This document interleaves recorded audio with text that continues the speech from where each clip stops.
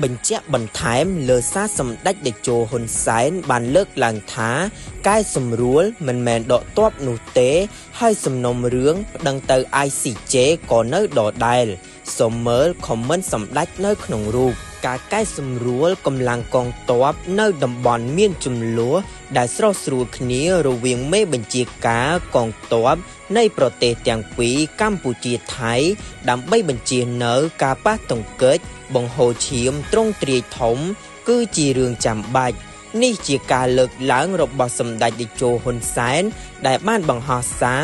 លើ Facebook នៅយប់ថ្ងៃទី8ខែមិថុនា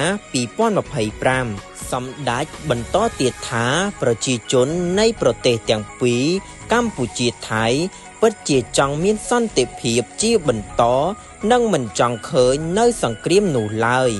ការស្វែងរកដំណោះស្រាយតាមរយៈការចរចាត្រូវបានធ្វើតាំងពីកម្រិតថ្នាក់រាជរដ្ឋាភិបាលរហូតដល់មេបញ្ជាការ